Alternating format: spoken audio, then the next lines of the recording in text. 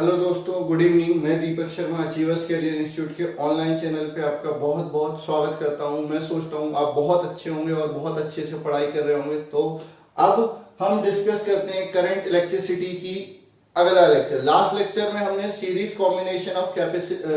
Combination of register पढ़ा था, जिसमें अपन ने सीरीज कॉम्बिनेशन का इफेक्टिव रेजिस्टेंस निकाल लिया था। ठीक है, अब अपन बात कर लेते हैं पैरेलल कॉम्बिनेशन ऑफ रजिस्टर निकाल लेते हैं। ठीक है, तो इफेक्टिव, अगली हेडिंग है आपकी effective resistance of parallel combination. Effective resistance of parallel combination. ठीक है, तो late three register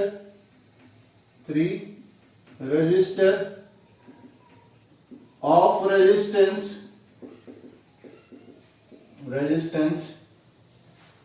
R1, R2 and R3 are connected in parallel and a battery of voltage V applied across them,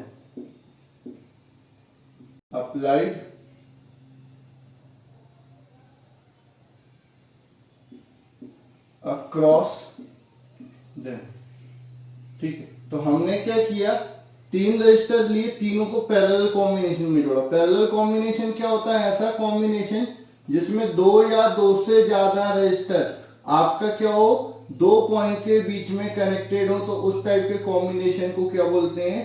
parallel combination बोलते हैं। ठीक है, तो ये आपका पैरेलल कॉम्बिनेशन हो गया। ये पैरेलल कॉम्बिनेशन में कितने रजिस्टर जोड़े? R1, R2 और R3, तीन रजिस्टर जोड़े और इनके अक्रॉस क्या लगा दी? एक बैटरी लगा दी, जिसका वोल्टेज कितना? V वोल्टेज, किसकी हेल्प से? स्विच K की हेल्प से। ठीक है, अब क्या होता है, करंट कितना फ्लो होगा? I। ये पैरेलल कॉम्बिनेशन में करंट क्या हो जाता है? डिवाइड हो जाता है, वोल्टेज क्या रहता है? सेम रहता है। तो in parallel combination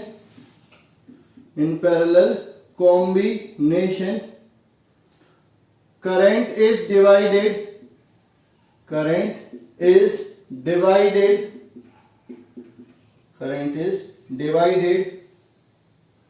and voltage remains same. Current is divided and voltage remains same. तो आपका I बराबर क्या हो जाएगा? I बराबर हो जाएगा I1 plus I2 plus I3। ये आपकी इक्वेशन फर्स्ट हो जाएगी। तो ये करंट I आया, यहां पर वो डिवाइड हो जाएगा किसमें? I1 में, किसमें? I2 में और किसमें? I3 में। तो I डिवाइड हो जाएगा किसमें? I1 में, I2 में और I3 में। अब अपन बात करते हैं by Ohm's law. Ohm's law क्या बोलता है? ओम्स लॉ ये बोलता है आपका V is equal to IR। तो I is equal to V upon R। Similarly I1 is equal to V upon R1, I2 is equal to V upon R2 and I3 is equal to V upon R3। तो ये I1, I2 और I3 की value मिल जाएंगी। ठीक है, substitute value of I, I1, I2 and I3 in equation first. Equation first में I, I1, I2 और I3 की वैल्यू रख दो। तो V अपॉन R बराबर V upon R1 plus V upon R2 plus V upon R3 dot, ये आपका नई इक्वेशन हुई। अब इसमें क्या होगा, V कॉमन ले लेंगे तो V अपॉन R बराबर, V कॉमन ले लिया, 1 upon R1 plus 1 upon R2 plus 1 upon R3, ठीक है। तो V से V कैंसिल, तो 1 अपॉन R बराबर क्या हो जाएगा, 1 upon R1 plus 1 upon R2 plus 1 upon R3 हो जाएगा, ठीक है। तो यहां से कंक्लूजन क्या निकलेगा, यहां से कंक्लूजन ये निकलेगा, यहां से कंक्लूजन ये निकलेगा, hence in parallel combination the reciprocal of effective resistance is equal to sum of reciprocal of resistance of individual resistance। मतलब जो इफेक्टिव रेजिस्टेंस का रेसिप्रोकल है वो हर एक रजिस्टर के रेजिस्टेंस के रेसिप्रोकल के सम के बराबर होगा। तो hence in parallel combination, hence in parallel combination the reciprocal of effective resistance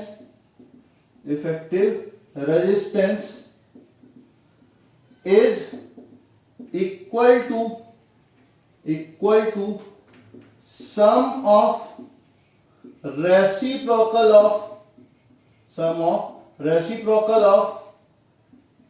resistance of individual register, ठीक है।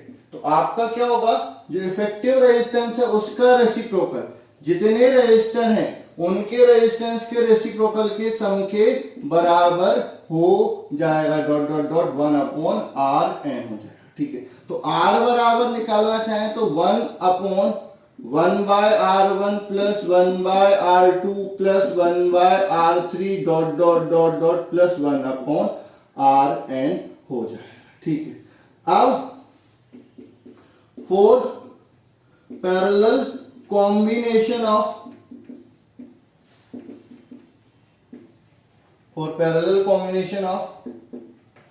To resistor, for parallel combination of two resistors, effective resistance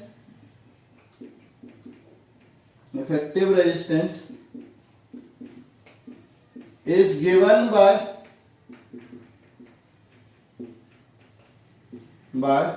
formula R is equal to R1 R2 upon R1 plus R2। 2 के लिए ये formula हो जाएगा, 3 के लिए गलती से ऐसा मत लिख लेना R1 R2 R3 upon R1 plus R2 plus R3, ये नहीं होगा, ये केवल 2 के लिए लगेगा, 3 के लिए करना है तो इसी फॉर्मूले को सॉल्व करके आपको 3 के लिए करना पड़ेगा। तो ये आपका पैरेलल कॉम्बिनेशन हो गया। अब कुछ इंपॉर्टेंट पॉइंट है जो आपको याद रखने हैं। क्या इंपॉर्टेंट पॉइंट है? पहला इंपॉर्टेंट पॉइंट है कि सीरीज कॉम्बिनेशन में रेजिस्टेंस क्या हो जाता है, बढ़ जाता है। तो पैरेलल कॉम्बिनेशन में रेजिस्टेंस क्या हो जाएगा, कम हो जाएगा। तो in parallel combination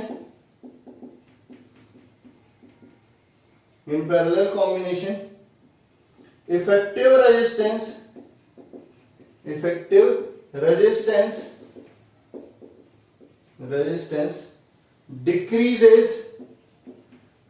decreases it become less than the least value of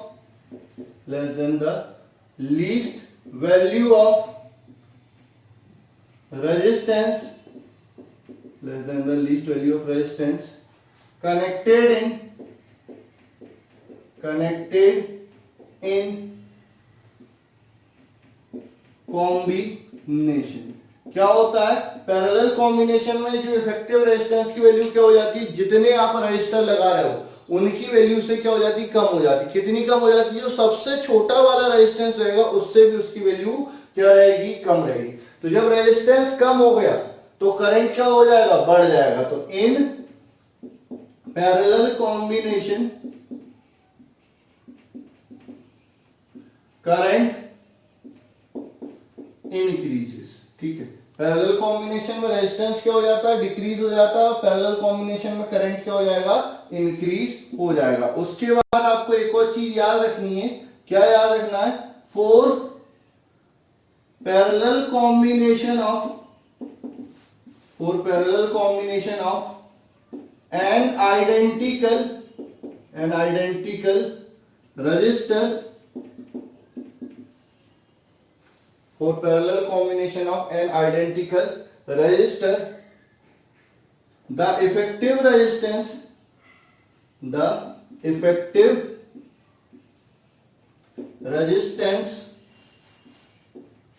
R effective is equal to R by N। अगर n आइडेंटिकल रजिस्टर हैं, उनको पैरेलल कॉम्बिनेशन में लगा रहे हैं तो इफेक्टिव रेजिस्टेंस क्या हो जाएगा, R by N। सीरीज में लगाते तो N R हो जाता। तो ये हो गया आपका पैरेलल कॉम्बिनेशन ऑफ रजिस्टर। इससे पहले अपन ने कर लिया सीरीज कॉम्बिनेशन ऑफ रजिस्टर। इनमें करंट और वोल्टेज भी निकालने के लिए पूछा जा सकता है। ठीक है, तो आपका करंट कैसे निकालना है, करंट सिंपल सी बात है, I बराबर क्या होता है, V अपॉन R। I1 बराबर क्या, I बराबर V अपॉन R। ठीक है, तो I1 बराबर क्या हो जाएगा, V अपॉन R1। ठीक है, अच्छा कई बार क्या होता है कि V नहीं पता है आपको, I पता है, तो आपको क्या करना है, I के लिए क्या निकालना है, I के लिए क्या हो जाएगा, सॉरी V क्या हो जाएगा, IR। V क्या हो जाएगा, IR। तो I1 बराबर क्या हो जाएगा, IR अपॉन R1। और R आपको पता है, R का फॉर्मूला ऑलरेडी अपन निकाल चुके हैं। तो I1 बराबर क्या हो जाएगा, I अपॉन R1, ये हो जाएगा R की जगह 1 upon into 1 upon 1 by R1 plus 1 by R2 plus 1 by R3 dot dot dot 1 by Rn चलता जाएगा। ऐसे ही अगर आपको I2 निकालना होगा तो यहां पर R2 हो जाएगा, ये ऐसे किस जाएगा। अगर दो के लिए होगा, फॉर टू रजिस्टर, तो I1 बराबर I, R की जगह क्या हो जाएगा, R1 R2 upon R1 plus R2 divided by क्या होगा, R1। तो R1 से R1 कैंसिल, आपका जो I1 होगा मैं इधर लिख देता हूं,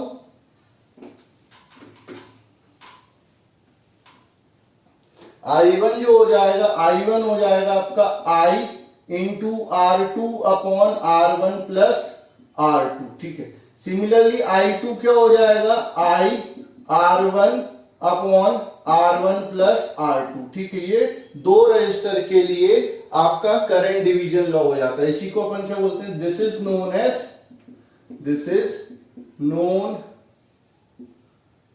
एज करंट डिवीजन लॉ।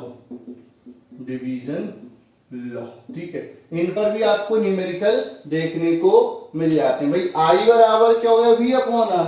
तो I1 बराबर V अपॉन R1, और V कितना होगा, IR। R की वैल्यू पैरेलल कॉम्बिनेशन के लिए ये निकाल चुके हो, वैल्यू रखो, यहाँ पर I1 हो गया। I2 के लिए बस यहाँ पर क्या करना, R2 करना, I3 के लिए यहाँ पर R3 करना। दो के लिए करेंगे तो R की जगह क्या हो जाएगा, R1 R2 upon R1 plus R2। I1 के लिए R1 से डिवाइड किया तो R1 से R1 कैंसिल। तो ये आपका करंट डिवीजन लॉ हो जाएगा। ठीक है, सिंपल सी बात है, जिस ब्रांच, अगर दो रजिस्टर है, टोटल करंट पता है, जिस ब्रांच में आपको करंट निकालना है तो टोटल करंट में अपोजिट ब्रांच का रेजिस्टेंस से मल्टीप्लाई करो और टोटल रेजिस्टेंस से डिवाइड कर दो, ये आपका करंट डिवीजन लॉ हो जाता है। अब कॉम्बिनेशन ऑफ रजिस्टर पे अपन को क्वेश्चन तो करने हैं, लेकिन उससे पहले आपको एक स्पेशल सर्किट पढ़ना पड़ेगा जिसको अपन क्या बोलते हैं, व्हीटस्टोन ब्रिज। तो उसका फॉर्मूला डायरेक्ट कर लेते हैं बैलेंस कंडीशन के लिए और व्हीटस्टोन ब्रिज के बारे में पढ़ लेते हैं। फिर अपन क्या करेंगे, कॉम्बिनेशन ऑफ रजिस्टर पे क्वेश्चन करेंगे एक साथ। ठीक है, तो पहले अपन बात कर लेते हैं किसकी, व्हीटस्टोन ब्रिज की, ठीक है। तो अब अपन बात कर रहे हैं किसकी, व्हीटस्टोन ब्रिज की। तो अगली हेडिंग आप लिखेंगे, Wheatstone bridge.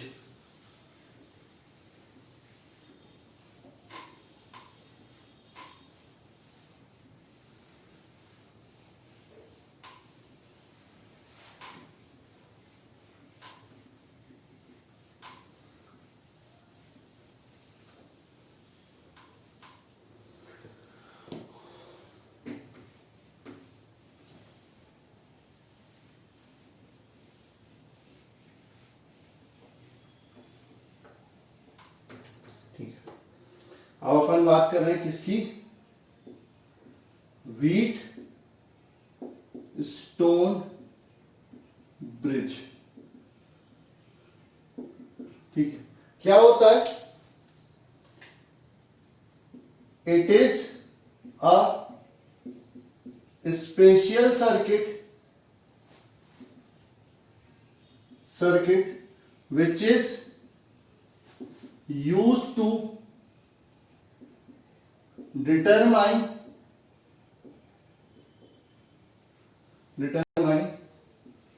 unknown resistance in it four resistor P, Q, R and S, P, Q, R and S are connected on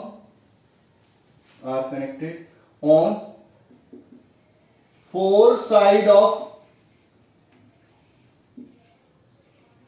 quadrilateral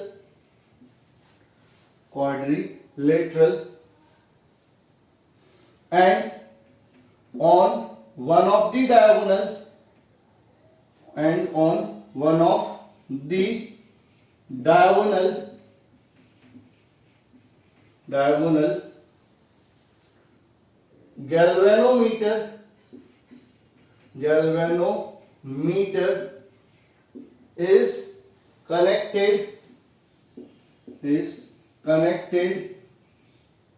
and on other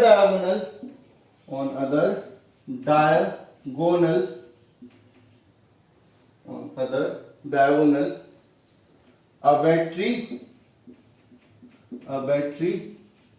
is connected with key cable, ठीक है। तो आपका क्या होता है, जो मीटर ब्रिज होता है या सॉरी व्हीटस्टोन ब्रिज जो होता है वो एक स्पेशल सर्किट होता है,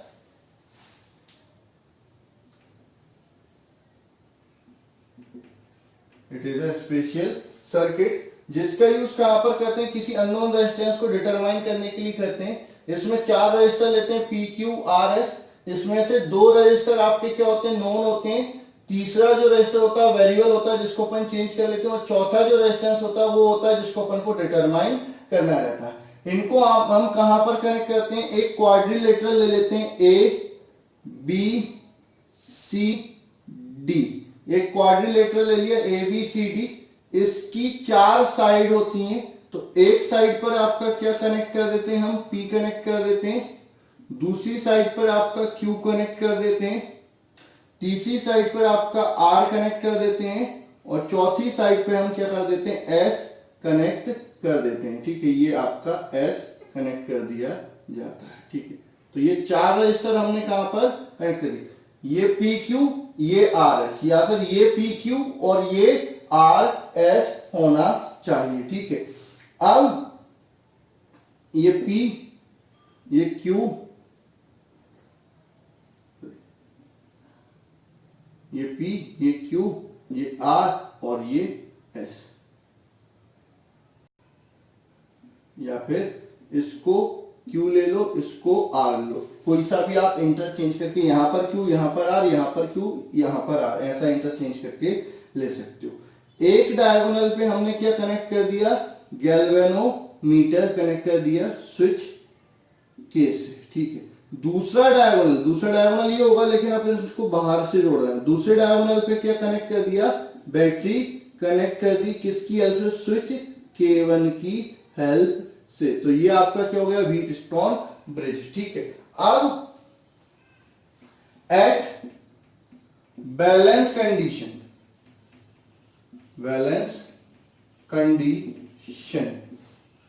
ठीक है, एट बैलेंस कंडीशन क्या होता है, when the ratio of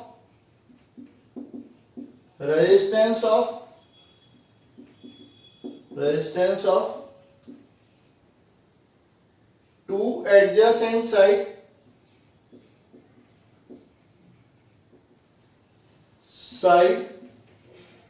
is equal, no current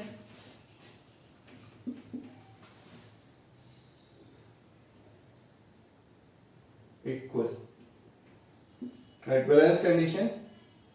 तो ये हो गई balance condition. No current will flow through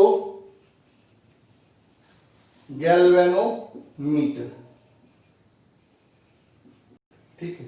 यानी आपका अगर एडजेसेंट साइड में आपका P अपॉन Q बराबर क्या हो जाएगा, R अपॉन S, तो उस समय इसमें कोई करंट फ्लो नहीं होगा, या आप ऐसा बोल सकते हो जब इसमें कोई करंट फ्लो नहीं होगा तो इनके रेजिस्टेंस का रेशियो क्या हो जाएगा, बराबर हो जाएगा। तो P upon Q is equal to R upon S। ये आपका क्या हो जाता है, बैलेंस कंडीशन हो जाती है व्हीटस्टोन ब्रिज की। मतलब कि अगर ऐसा है कि इसमें कोई करंट पास नहीं हो रहा तो वो कब होगा, जब इनका रेशियो क्या होगा, बराबर होगा। और अगर इनका रेशियो बराबर हो गया तो इसमें कोई करंट फ्लो नहीं होगा। तो इसको अपन क्या बोलते हैं, balance condition of Wheatstone bridge बोलते हैं, ठीक है। यहां पर करंट मान लो I है, यहां पर दो पार्ट में टूट जाएगा, I1 और ये I2।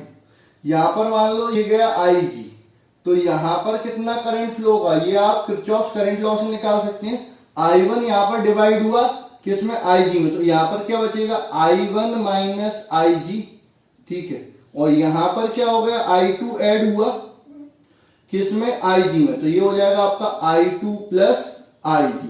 भाई जितने कम आप इक्वेशन बनाओगे, जितने कम वेरिएबल लोगे, उतनी कम आपकी इक्वेशन बनेगी, ठीक है। अब अपन को ये बैलेंस कंडीशन को क्या करना है, प्रूफ करना है, ठीक है।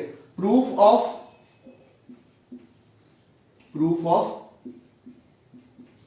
बैलेंस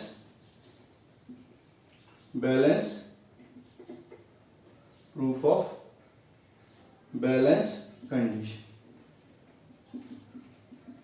प्रूफ करना है बैलेंस कंडीशन। ये प्रूफ करने के लिए ये बोर्ड का मोस्ट IMP क्वेश्चन है, ठीक है। आपसे पूछा जाता है what do you mean by Wheatstone bridge, derive the formula for its balance condition, ठीक है। तो प्रूफ फॉर बैलेंस कंडीशन, ठीक है।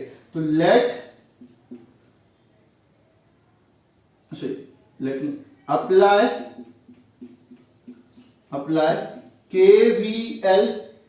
KVL मतलब Kirchhoff's voltage law in loop ABDA। ये पॉइंट के नाम बताना भूल गए, इसको A बोला था, इसको B बोला था, इसको C बोला था, इसको D बोला था। आपने KVL लगाया किसमें, लूप ABDA में, ठीक है। तो आपने लूप ABDA में KVL लगाया। तो आपको मैंने बताया था कि अगर लूप की और करंट की डायरेक्शन सेम है तो आपको माइनस लेना। तो यहां से क्या हो जाएगा, माइनस I1P, फिर B से D जा रहे हो, करंट की डायरेक्शन सेम है, तो again minus IG into G, ठीक है। वोल्टेज लेना है तो वोल्टेज क्या होता है, करंट इंटू रेजिस्टेंस। यहां पर करंट कितना है, I1, रेजिस्टेंस कितना है, P।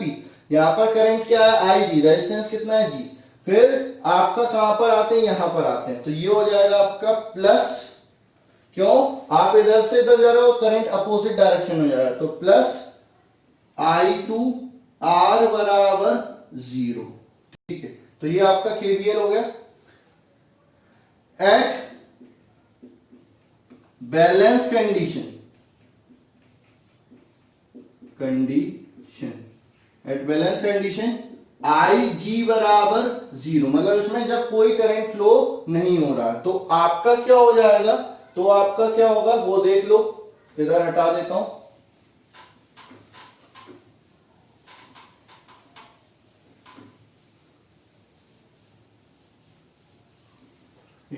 ये हटा देता हूं, तो IG बराबर 0 हो जाएगा, तो ये माइनस का I1P माइनस 0 प्लस का I2R बराबर 0। इसको उधर ले जाएंगे तो माइनस का I1P बराबर माइनस का I2R, माइनस से माइनस कैंसिल, तो I1P बराबर I2R, ये इक्वेशन क्या हो जाएगी, फर्स्ट हो जाएगी। ठीक है, अब by applying KVL in loop, अब KVL लगाना किस लूप में, एक लूप ये हो गया, एक लूप ये हो जाएगा, applying KVL in loop BCDB। तो पहले आप कहां से कहां गए, पहले आप B से, पहले आप कहां से कहां गए, B से C गए, करंट की डायरेक्शन भी कहां से कहां है, B से C है, तो आपका ये क्या हो जाएगा, माइनस का I1 minus IG into Q, फिर C से कहां गए, D, C से कहां गए, D, तो डायरेक्शन क्या हो गई, अपोजिट, तो प्लस हो जाएगा I2 plus IG into S, फिर कहां से कहां गए, D से B, करंट की डायरेक्शन अपोजिट है, तो प्लस IG इंटू G बराबर 0। जो रूल आपको साइन कन्वेंशन के लिए KVL KCL में बताए गए हैं वो आपको याद करने पड़ेंगे, तभी ये डेरिवेशन हो पाएंगे, नहीं तो नहीं हो पाएंगे। ठीक है, अब एट बैलेंस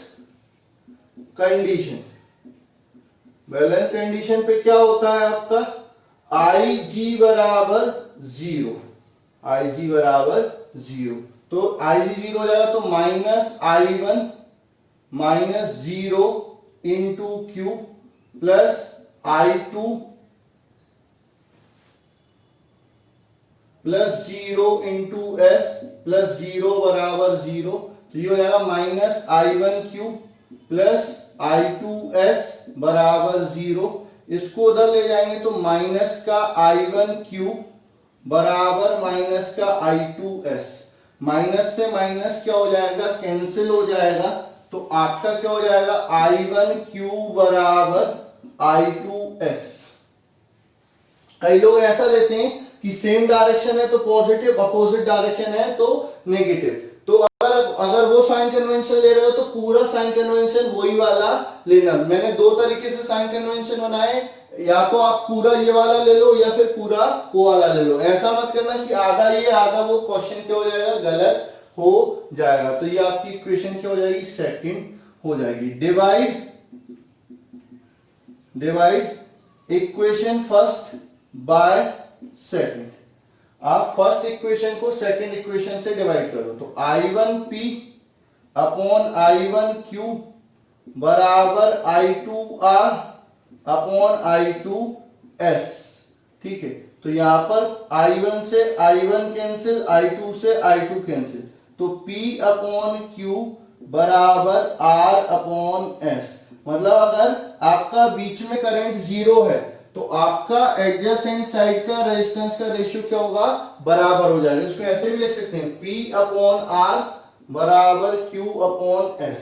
एडजेसेंट साइड मतलब ये अपॉन ये अपॉन ये, ठीक है, या फिर ये अपॉन ये बराबर A अपॉन A, मतलब ऊपर वाला ऊपर के साथ, नीचे वाला नीचे के साथ, इस तरह से आपको रेशियो लेना है, तो ये आपका बराबर है, तब इसमें कोई करंट फ्लो नहीं होगा। मतलब यहां पर दोनों पॉइंट पर पोटेंशियल सेम होगा, या इन दोनों पॉइंट के पोटेंशियल का डिफरेंस क्या होगा, 0। ठीक है, उस केस में आप इस ब्रांच को क्या कर देंगे, हटा देंगे। ठीक है, अब व्हीटस्टोन ब्रिज देखने में कई तरीके से आपको मिल सकता है, एक तो सिंपल यही हो जाएगा,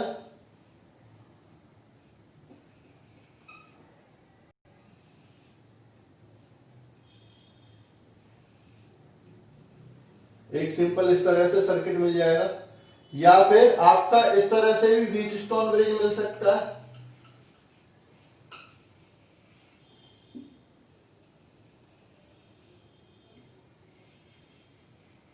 ये भी व्हीटस्टोन ब्रिज ही है, ठीक है। उसके बाद अगर अपन बात करें कि इस तरह से भी व्हीटस्टोन ब्रिज मिल सकता है,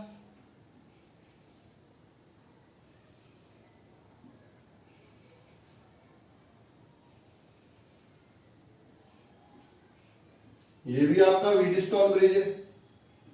ये आपका P, ये Q, ये R, ये S और ये आपका G मान लो।